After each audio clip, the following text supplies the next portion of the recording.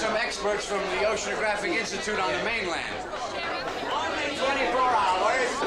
I didn't agree to that. Only 24 hours.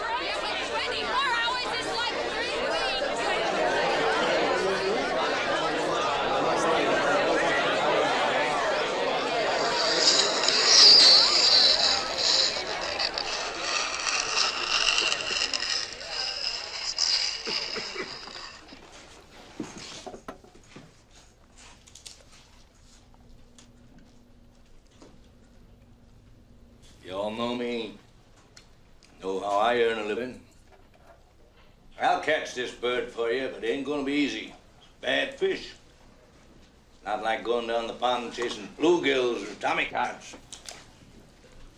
This shark, swallow you whole. Shaking, tenderizing, down you go. And we gotta do it quick.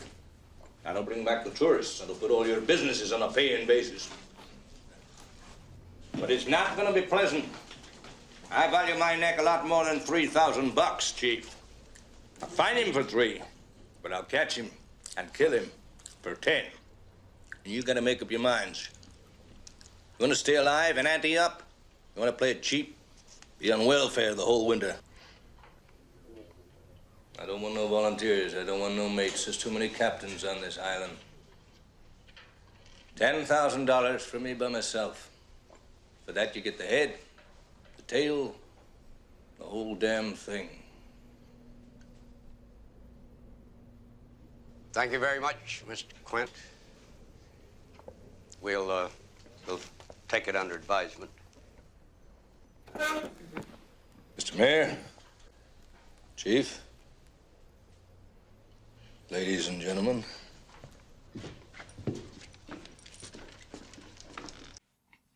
What you just saw was the perfect freelancer introduction. He demonstrates that he understands the situation, he knows what's at stake, and he empathizes with them. He gives them options and strategies and prices for those options and strategies. But most importantly, he communicates what it's like to work with him. Does it work out with him in the end? Well, I won't spoil the ending for those of you who are still waiting for the perfect time to watch a movie released in 1975, but here's a clue. The name of the movie is Jaws. So, I showed you that to demonstrate a point about how you're not just selling your skills, you're also selling the experience one must endure to access those skills. Let me explain. You know, coworkers are useful in ways that you may not notice until you don't have any. How they speak and act serves as a collective litmus test for company and career norms. Whether you follow the norms or buck them, you still know what they are, and you eventually become very aware of who adheres to them and who doesn't, and the consequences of each choice.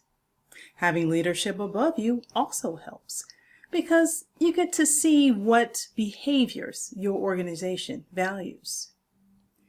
Because you spend so much conscious and unconscious energy trying to navigate these norms, you'd be forgiven if you didn't know what it was like to work with you. Regardless of who you are or what you believe, working with you is an experience. It's hard for you to see just what that experience is because of all the noise. But when you untether from a particular organization, and there are no boundaries that you must stay within consistently, you get to see what you've become. So what's included in this experience? Well, of course, your personality, first of all, your quirks, your opinions, how you dress, how you eat during the lunch meetings, your body language. It's also how you work. Do you over or under communicate? Do you come equipped with your own processes? How do you feel about time? And since there is no one way to do what we do in learning and development, what's your way? And is your way negotiable? I hear so much about distinguishing yourself, but hold on. Take a step back Distinguished from what? Who are you? I say this because yes, your work matters. The quality of your work will always be the most important thing. But many people do quality work. So if working with you is a hassle or just completely forgettable, said client may deduce that it's not worth it. On the flip side, I've met some very engaging people who are still working on some very basic skills who keep clients because they're flexible and willing to learn, I guess. So know that along with selling access to all those skills you've gathered through the years, you're also selling an experience that comes with working with you. What that experience is up to you. Oh, well, sort of. The thing is, you don't really become the experience you want to create. The experience, at least initially, becomes who you already are. So start by getting clear on what that is, and then you can be more intentional about the parts of the experience you want to enhance or diminish.